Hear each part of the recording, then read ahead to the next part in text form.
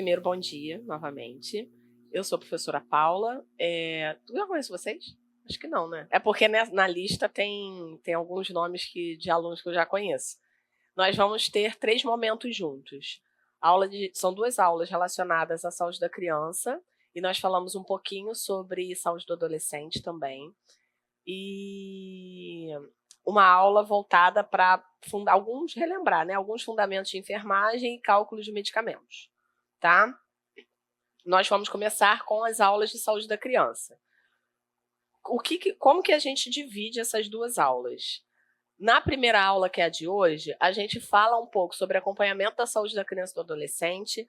Então, a gente tem por base, para fazer esse conteúdo, o caderno 33, a caderneta da saúde da criança, alguns tópicos que contextualiza com o ONG. Atenção à criança vítima de violência, então a gente traz um pouco sobre a linha de cuidado, atenção às crianças vítimas de violência, promoção da cultura da paz, suplementação com micronutrientes, com algumas orientações relativamente recentes, que ainda não foram plenamente implementadas em âmbito nacional, mas o caderno de suplementação com essas novidades ele já existe.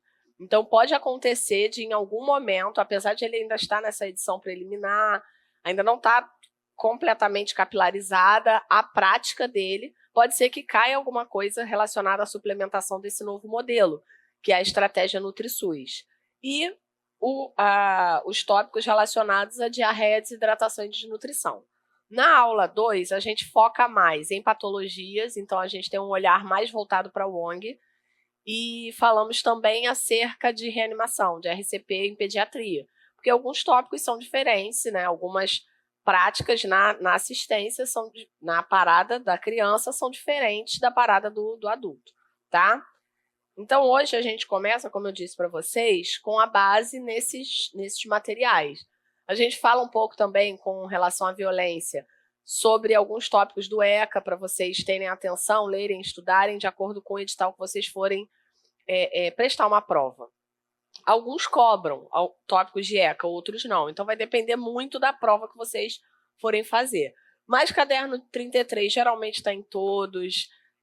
Caderneta da criança, apesar deles nem sempre extraírem exatamente o que está escrito na caderneta, mas o conteúdo dela consta em todos, porque ela conversa diretamente com o caderno 33, e o que sempre rola, sempre está em todas as provas, é o ONG. Mas a parte de crescimento e desenvolvimento, apesar de a apresentação ser mais teórica e textual no ONG, é exatamente linkado com o que está na caderneta da criança e no nosso caderno nível Brasil, tá? Primeiro, em relação à parte de acompanhamento da saúde da criança, em relação aos conceitos. Esses conceitos de crescimento e desenvolvimento, a base é o ONG, tá? Sempre que vocês virem uma questão relacionando, pedindo para que vocês conceituem crescimento está sempre relacionado a aumento de tamanho mesmo, crescimento do tecido esquelético. Então, aumento de peso, aumento de estatura, aumento dos perímetros, então crescimento corporal, de fato. Ele é um dado quantitativo. Já o desenvolvimento é mais um conceito voltado para ganho de habilidades qualitativas. Então, todas as mudanças que se processam desde a transição do estado indefeso do recém-nascido até a maturidade física e emocional, através do constante intercâmbio entre o indivíduo e o meio que o cerca, o ambiente. Então, tudo relacionado a ganho de habilidades e competências nas áreas física, mental, emocional, social, cognitiva, o conceito é desenvolvimento, tá? Então, o crescimento ele é mais quantitativo, o desenvolvimento é mais qualitativo. E dentro do conceito de desenvolvimento, o ONG ainda traz 2 subconceitos, que é o amadurecimento ou maturação e a diferenciação.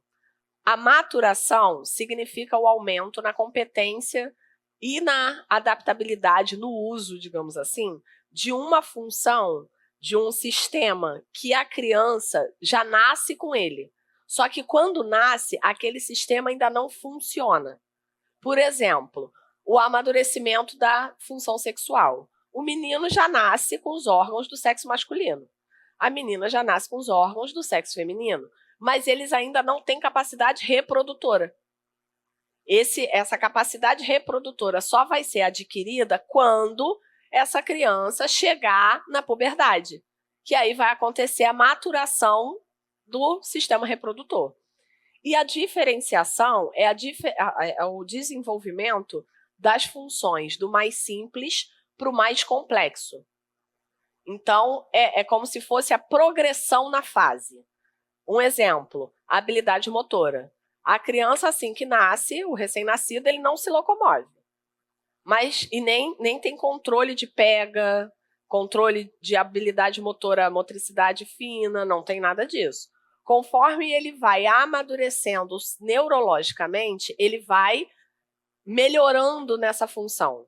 Então, primeiro, ele descobre que o braço e perna existe, aí ele puxa pezinho, ele rola, ele levanta a cabeça, consegue sustentar pescoço, aí depois ele senta, aí depois ele fica de pé, engatinha. Então, a progressão dessa habilidade, da função mais simples para o mais complexo, o termo usado para isso é a diferenciação, tá?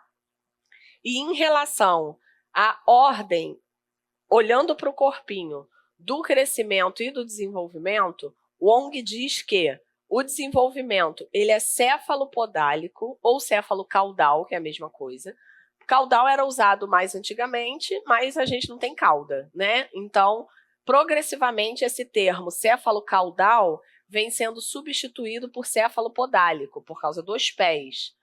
E próximo distal, ou seja, primeiro ele controla o corpinho dele mais central, para depois ele ter habilidade na periferia. Então, céfalo-caudal ou céfalo-podálico e próximo distal, do centro para a ponta, tá? Além disso, o crescimento e o desenvolvimento são multifatoriais. Quais são os 3 principais grupos que interferem no crescimento e no desenvolvimento da criança? São os fatores genéticos, os biológicos e os ambientais, com preponderância da interação dos fatores genéticos com os ambientais. Quem são os representantes aí dessas classes de fatores? Nos fatores genéticos, principalmente as anomalias cromossômicas, que será algo na vida da criança que vai ser imutável. Se ela nasceu, por exemplo, com trissomia do cromossomo 21, isso não é desfeito ao longo do crescimento dela. Ela vai crescer com trissomia do 21.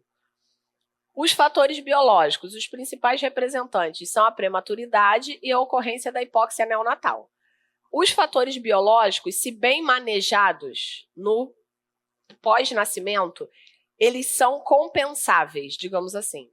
Então, por exemplo, uma criança que nasceu prematura, no começo ela parece bem menor do que a idade das outras crianças que nascem a termo, né? Geralmente eles são pequenos, mas depois, com o passar dos anos, esse crescimento é compensado. Se a criança tiver condições adequadas de nutrição, de saneamento básico, se ela não ficar doente recorrentemente.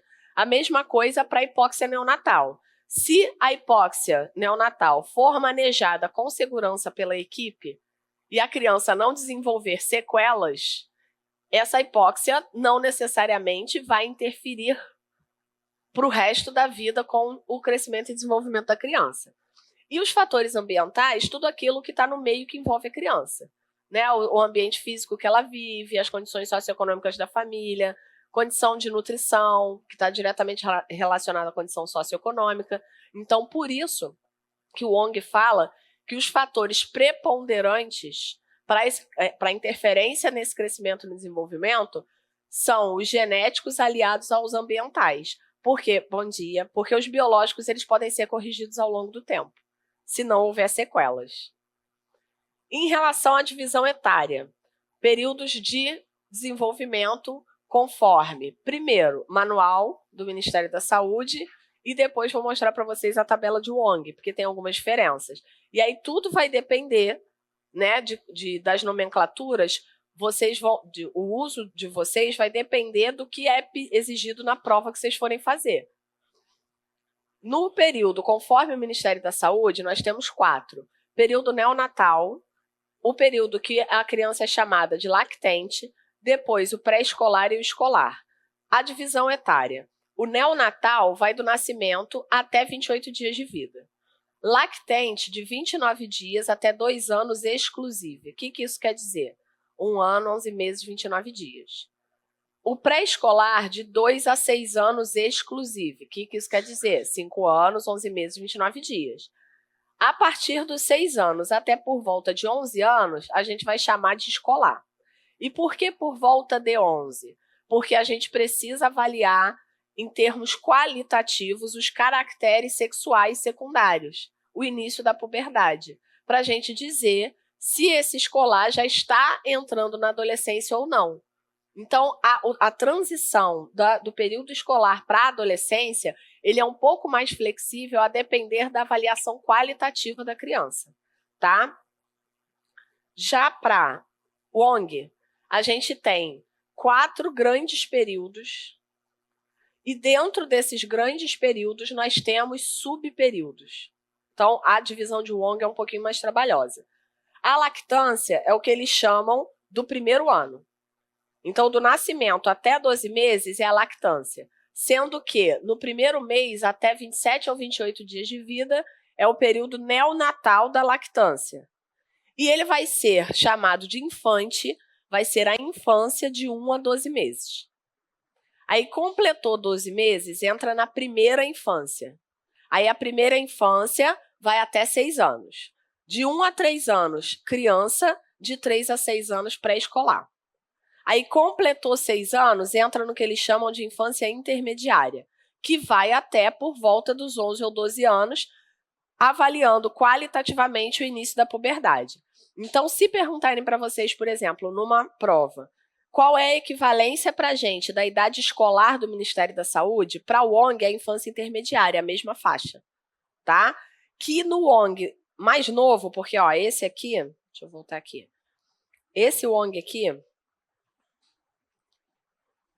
deixa eu apagar. Esse Wong aqui, que não quer apagar, mas não tem problema, depois eu passo para frente. Mas esse aqui, ó, é 9ª edição. Alguns editais ainda pedem 9ª edição. Alguns já estão começando a pedir o 10ª ou 11ª, que não muda praticamente nada. O que ele muda geralmente? Alguns termos. Porque eu comprei o 11ª e muda pouquíssima coisa. E aí, por exemplo, em acréscimo de termo, que eles não mudaram, eles acrescentaram. Eles chamam infância intermediária também de mesoinfância. Meso de metade, meio da infância, tá? Então, se vocês encontrarem esse termo mesoinfância, se relacionando ao Wong, é infância intermediária, ok? E aí, no Wong, eles têm infância tardia, que, na verdade, é o período da adolescência. Mas dentro de Wong, esse período faz parte da infância. Então, infância tardia, para a gente, é o que é a adolescência. Aí, a pré-adolescência pode começar por volta dos 10 e vai até cerca de 13 anos, a depender dos caracteres sexuais secundários que esse pré-adolescente já desenvolveu. E a adolescência, de fato, de 13 a 18 anos, tá? E aí, para evitar essa dificuldade de divisão em termos de políticas públicas de saúde, o que a OMS fez? Para a OMS, a partir de 10 anos,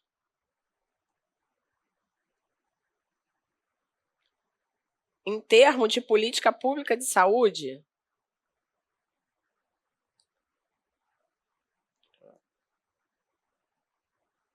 a partir de 10 anos, em termos de política pública de saúde, já é adolescência.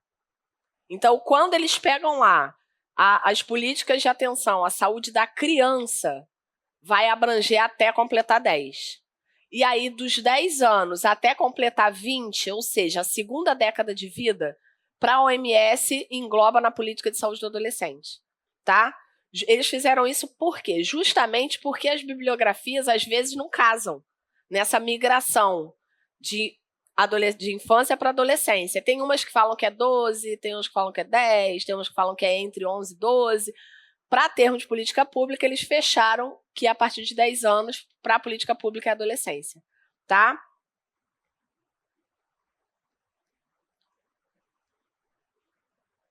Em relação à caderneta da saúde da criança, o que a gente usa de parâmetro para avaliar a criança com base nessa bibliografia? Porque, na verdade, a caderneta virou um livro, né? Na nossa época era só aquela folhinha, que na frente vinha nosso nome, nome da nossa mãe, data de nascimento, você abria, tinha as vacinas, virou, acabou. Agora, e alguns mais atuais, né, tinha um gráfico de crescimento, que é aquela mais compridinha.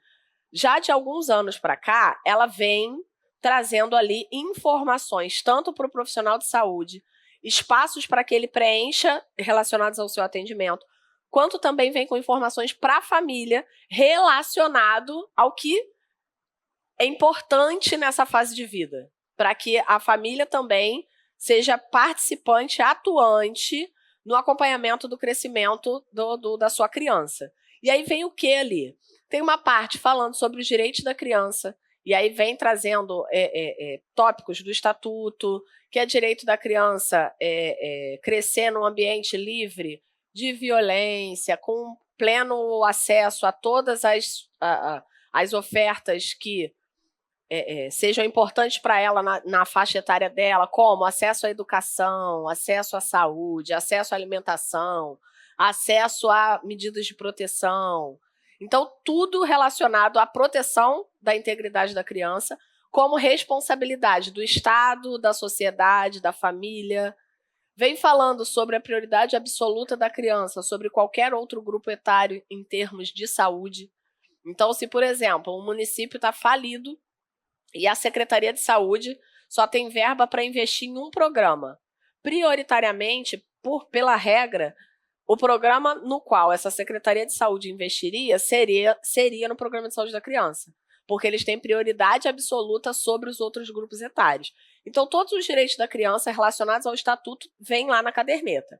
Aí tem uma parte relacionada à amamentação e alimentação saudável, orientações alimentares, para evitar alimentos ultraprocessados, o aleitamento materno exclusivo até os 6 meses, como que deve ser essa introdução de outros alimentos, o reforço de evitar alimentos ricos em sódio, ricos em gorduras, açúcares, vem tudo isso lá orientando a família também, com uma linguagem acessível para a família.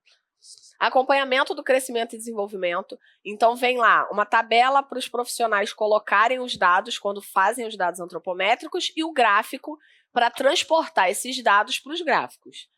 Vem uma orientação sobre a suplementação de micronutrientes e uma tabelinha que parece uma cadernetinha para agendar ali, marcar quando a criança suplementar alguma coisa. Orientação para os principais agravos auditivos, visuais, de saúde bucal, diarreia, desidratação, desnutrição, prevenção de acidentes e violências e orientações sobre excesso de uso de eletrônicos, consumo eletrônico excessivo. Uma página sobre acompanhamento odontológico e a caderneta de vacinação lá no final. Tá? Então, ela se tornou realmente uma bibliografia. E vem descrito lá também, que aí conversa diretamente com o caderno 33, qual é o mínimo de consultas necessário para que a gente consiga acompanhar se o crescimento dessa criança está adequado. Então, qual é o calendário mínimo de consultas de puericultura previsto pelo Ministério? Esse, reforçando, é o mínimo. Se a estratégia de saúde da família, se o pediatra dessa criança tiver condições de fazer um calendário com mais consultas e ele julgar necessário, pode fazer. Se a criança também tiver condições de saúde que requeiram que ela vá mais vezes à unidade de saúde do que esse calendário mínimo aqui, se não é uma criança saudável, também podem entrar mais consultas aqui do que essa quantidade, tá? Mas o mínimo para criança saudável são 7 consultas no primeiro ano de vida. A primeira consulta deve ser, idealmente, na primeira semana de vida, no máximo até 15 dias após o nascimento. Depois, se tiver tudo certo, a próxima consulta com 1 mês, depois com 2 meses. A criança continua saudável? a gente vai começar a aumentar o espaço entre essas consultas. A próxima consulta com 4 meses, a próxima com 6 meses. Continua saudável? Aumenta o intervalo para 3 meses. A próxima com 9 meses, a próxima com 1 ano. Se ela continua saudável, no segundo ano, as consultas são semestrais. Uma consulta com 1 ano e meio, uma consulta com 2 anos. Continuou saudável, a partir do terceiro ano é uma consulta anual, que deve ir pelo menos até o 6º ano. Por quê? Porque, teoricamente, aqui, se eu não tiver condição, capilaridade de assistência, equipe, para continuar essas consultas até a adolescência, teoricamente, aqui com 6 anos, essa criança está entrando na escola. E aí eu teria o fortalecimento das políticas de saúde com o apoio do PSE, que é o Programa Saúde na Escola, a partir dos 6 anos. Então, por isso, minimamente, as consultas têm que ser anuais até o 6º ano, tá? E aí, quando isso aqui cai em pergunta, eles perguntam justamente isso. Qual o calendário mínimo de consulta do primeiro ano de vida? Qual o calendário mínimo de consultas total? E aí vocês têm que lembrar de somar, né? Se perguntarem isso para vocês, são 7 consultas no primeiro ano, 2 no segundo ano, então somou aqui 9. Com pelo menos mais uma anual até o 6º ano. Então, 9, 10, 11, 12, 13. Então, o calendário mínimo de consultas de puericultura até 6 anos de idade da criança são 13 consultas, tá? No primeiro ano, 7. E o que a gente avalia nessas consultas? Nós temos que fazer uma avaliação, bom dia, nós temos que fazer uma avaliação global, né? Uma avaliação completa com exame físico, tudo mais, porém, ela é diretiva para alguns pontos específicos, que eu não posso negligenciar no momento da consulta. E aí, esses pontos, eles são fortemente enfatizados na caderneta. Primeiro, os parâmetros para eu dizer se o crescimento da criança está adequado. E aí eu preciso das medidas antropométricas. Quais são essas medidas que devem ser mensuradas? O peso, a estatura ou comprimento, o perímetro cefálico e o IMC, que deve ser calculado assim como é calculado o IMC do adulto, né? Com aquela formulazinha do peso sobre a altura ao quadrado. Só que a diferença é que a interpretação do IMC na criança é diferente. A gente calcula o IMC para o adulto e aí olha lá naquela tabelinha, né? Se está abaixo de 18,5 é magreza. Se está entre 18,5 e 24,99 é eutrofia. Se tiver de 25 a 29,99, sobrepeso, e assim vai. Na criança, depois que o IMC é calculado, a gente tem que marcar no gráfico de IMC para dizer se a criança está ou não com o IMC adequado. E eu vou mostrar aqui o gráfico para vocês, tá? E ele foi bastante reforçado na caderneta a partir do ano de 2020, por quê? Por causa do aumento dos índices de obesidade infantil. Então, a equipe, para ter certeza se é só uma criança grande ou se é uma criança que já está entrando em obesidade, em sobrepeso, a recomendação do Ministério é calcular o IMC. Ao invés de só tentar fazer essa avaliação de acordo com o peso, tá? Em relação à progressão de peso, qual é a progressão de ganho de peso esperado para essa criança desde o seu nascimento? Primeiro, antes de ganhar, ele vai perder. O recém-nascido perde cerca de 10% do peso dele em torno de 3 a 4 dias de vida, mas ele deve ganhar, recuperar esse peso e, idealmente, ultrapassar em torno do 10º dia. Então, digamos que esse recém-nascido tenha nascido aí com 3 quilos, que é o peso médio do recém-nascido a termo. Por volta de 3 a 4 dias, ele vai ter perdido cerca de 300 gramas. Vai ter batido ali uns 2.700. Só que por volta do 10º dia, ele já tem que ter recuperado isso, ou até ultrapassado. É por isso que a primeira consulta entra aqui perto desse 10º dia, para eu ver se a criança recuperou esse peso e se ela está ganhando peso adequadamente através da amamentação. Aí depois, nas consultas entre 4 e 6 meses, eu vou encontrar o peso desse lactente como cerca de o dobro do peso dele ao nascer. Então, se esse bebê nasceu com 3 quilos, ou na consulta de 4, ou no máximo na consulta de 6 meses, ele tem que estar com 6, porque ele nasceu com 3.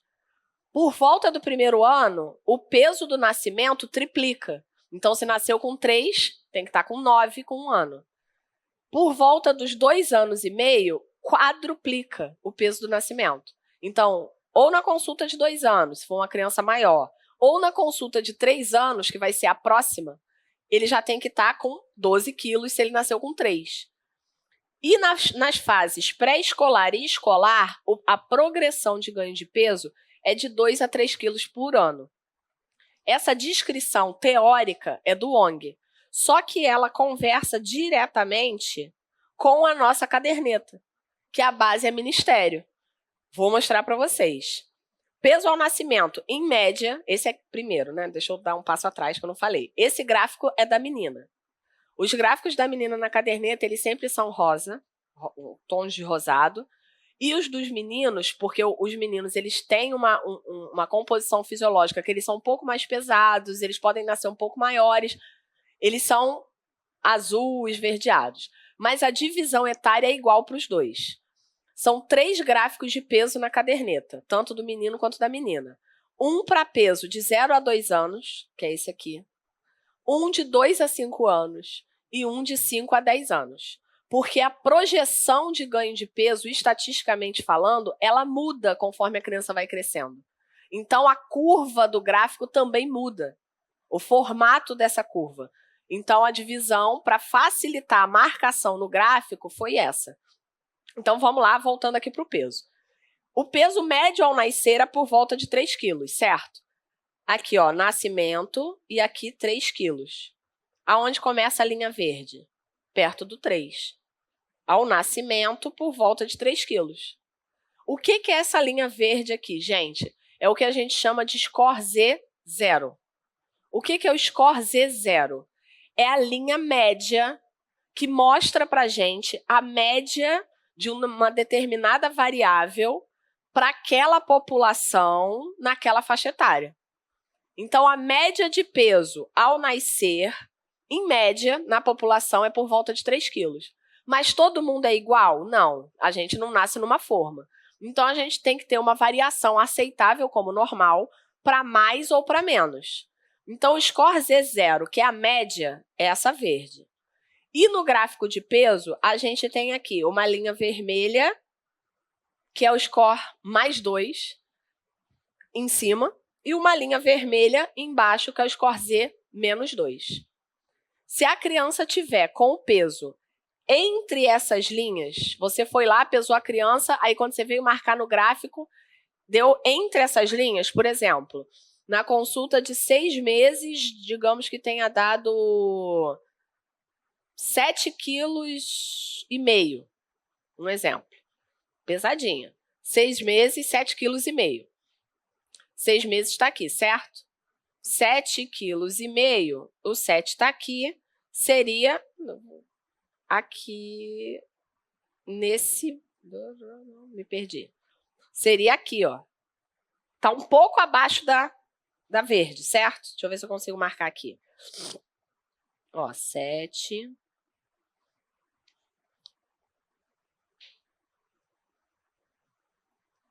Deixa eu ver se eu consigo marcar ela. Porque aqui pra mim fica pequenininho. Mas seria, ó, 6, 7,5 kg. Seria mais ou menos aqui, ó. Um pouquinho abaixo da vermelha. Aqui assim, ó. Não estaria exatamente em cima da linha, mas está dentro da faixa de normalidade. Se tivesse dado um valor ainda maior, por exemplo, a criança com 6 meses estava com 8 quilos, por exemplo. Se ela tivesse com 8 quilos, ela estaria bem em cima aqui da linha laranja. Bem aqui, ó. 8 quilos, 6 meses, certo? Está dentro da faixa de normalidade ainda. Só que no gráfico de peso, a gente tem também as linhas laranjas, que são essas linhas mais 1 e menos 1. Elas existem ali para quê? No gráfico de peso, para que o profissional tenha atenção, porque a criança está subindo muito na curva, ou, se for a -1, descendo muito na curva. Pode não ser um dado significativo, mas ela existe para que o profissional fique atento e investigue causas para ganho excedente de peso ou redução de peso. Mas ainda é normal, tá? Então, se os dados no gráfico de peso estiverem entre o score Z +2 e -2, está normal. Se estiver acima da +2, mas ainda não bateu a +3, que é a preta, nesse intervalo aqui, ó, ele está acima do peso. É um peso que a gente chama de elevado para a idade, mas ainda não é nada muito astronômico. Se tiver acima da +3, peso muito elevado para a idade. Mas o gráfico de peso não é o principal parâmetro para avaliar a obesidade, porque depois a gente vai calcular o IMC. A preocupação nesse gráfico aqui são das linhas para baixo. Se a criança tiver entre a linha -2 e -3, que é essa aqui, ó, ela está com baixo peso. Se ela tiver abaixo da -3, muito baixo peso. A interpretação do gráfico de peso, a preocupação é para baixo, principal, tá? E aí o que eu falei para vocês que o gráfico e a descrição de Wong bate. Vou usar, por exemplo, o primeiro ano aqui. No nascimento, 3 quilos. Com 1 ano, o peso tem que ter triplicado, certo? Olha onde está a média da população aqui, ó. O score Z0 está batendo exatamente 9 quilos. Porque é o triplo do peso ao nascer, tá? Em relação a comprimento ou estatura, tem diferença de nomenclatura, primeiro de tudo. A literatura usa comprimento enquanto eu meço a criança deitada, até 24 meses, com a régua antropométrica infantil. Se eu for medir a criança de pé a partir dos 24 meses, aí eu vou chamar de altura ou estatura. Então, comprimento até 2 anos. E altura ou estatura a partir de 2 anos. E qual é a progressão esperada? No primeiro ano, o comprimento ao nascer aumenta cerca de 50%. O que isso quer dizer? Se nasceu com 50 centímetros, por exemplo, que é o comprimento médio do recém-nascido a termo, vai ganhar metade disso até 1 ano. Então, vai chegar até 75. A altura de 2 anos vai equivaler a 50% da altura final do adulto. Esse dado serve para quê? Para calcular uma progressão, uma estimativa da altura final daquela criança aos 2 anos quando ela for adulta. Até por volta de quanto que ela vai crescer. Então, se, por exemplo, se eu tenho lá uma criança de 2 anos que está com 85 centímetros, 85 vezes 2 dá 1,70 m. Ela vai chegar por volta de 1,70 m. Isso vai ser uma regra engessada? Não. Porque muitas coisas ao longo da infância podem acontecer que interfiram no crescimento dela. Ela pode descobrir uma doença endócrino-metabólica, um hipotiroidismo, um hipertiroidismo, um diabetes. Ela pode entrar num ciclo de sucessivas infecções que vai retardar o crescimento dela. Então, muitas coisas podem acontecer no trajeto. Mas se perguntarem para vocês numa questão, um dado bruto, aí colocam lá assim, você é enfermeira que está na consulta de puericultura de uma criança de 2 anos e ao medi-la, aí botam lá os dados antropométricos. Ela pesava tanto e o comprimento era tanto. Baseado nessas informações, calcule a estimativa da altura final dessa criança quando ela for adulta. É só vocês pegarem o valor do comprimento de 2 anos e multiplicar por 2. Só isso, tá? E aos 4 anos, o comprimento ao nascer dobra. Ou seja, se nasceu com 50 centímetros, com 4 anos vai ter 1 metro, por volta de 1 metro, tá? E a interpretação do gráfico é bem semelhante à do peso. Só que nesse aqui, diferentemente do outro, que a gente tem a linha laranja, que é a linha de atenção, nesse a gente não tem. Nesse aqui, a gente tem o score Z0, que é a média, a linha do +2 e do -2, que são também os cortes de normalidade. Então, se o comprimento da criança estiver entre os scores Z, -2 e +2, estiver nessa faixa aqui, tá normal. Se tiver abaixo do -2, mas ainda não é, em cima da linha preta, ainda não é -3, Aqui, baixo comprimento. Se tiver do -3 aqui para baixo, nesse mundo aqui de baixo, muito baixo comprimento, tá? Se a criança tiver acima da +2 ou da +3, geralmente não é patológico. Na maior parte das vezes é mais uma composição genética familiar. Famílias mais altas, a criança é mais comprida. Mas é claro que, se forem observados outros dados no comprimento dela, no crescimento, no formato do corpo, que indiquem uma possível acromegalia, uma situação de gigantismo a investigar, aí isso vai ser investigado. Mas não vai ser só o comprimento, muitas vezes, que vai mandar nisso.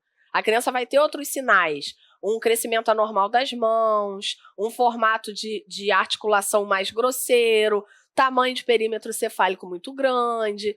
Aí isso vai indicar uma investigação quando essa criança for maior. Mas, no caso desse gráfico aqui, o que manda nele novamente são os valores anormais para baixo, tá?